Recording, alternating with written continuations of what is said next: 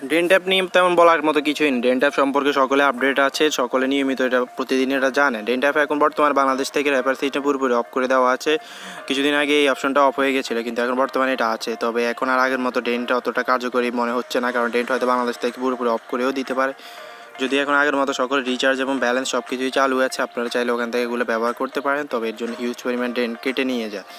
প্রায় 10,000 ডেন্টে মাত্র 100 টাকা দেওয়া আছে, যেখানে 10,000 ডেন্টের ভ্যালু প্রায় 1,000 টাকার মতো। তো বুঝতেই পারতেছেন ডেন্টে কী পরিমাণ ঠকাচ্ছে। যদি ঠকানো না আমরা, কারণ আমরা ফ্রিতে সবসময় নিয়ে থাকতাম। আর ডেন্টে কিছু রুলসে কেউ যদি ভিপিএনের মাধ্যমে চিট করে গেম খেলেন, তাহলে তার ওই চিটিংটা যদি ধরে ফেলে, তাহলে অ্যাকাউন্টটি সম্পূর্ণ ব্যান করে দেওয়া হয়। অ্যাকাউন্টে পরবর্তী কোনো রিকোয়েস্ট করলেও অ্যাকাউন্ট আর আনব্লক করে দেওয়া হয় না। তো বুঝতেই পারতেছেন ডেন্ট নিয়ে তেমন বলার মতো কিছু নেই। ডেন্ট নিয়ে কারো যদি কোনো প্রশ্ন থাকে কমেন্ট সেকশনে বলতে পারেন, আর নিজেদের মধ্যে যদি কোনো মতামত থাকে তাও শেয়ার করতে পারেন। তো ধন্যবাদ সবাইকে, ভালো থাকবেন। টেক সলিউশন বেরির সাথেই থাকুন, সুস্থ থাকুন। আল্লাহ হাফেজ।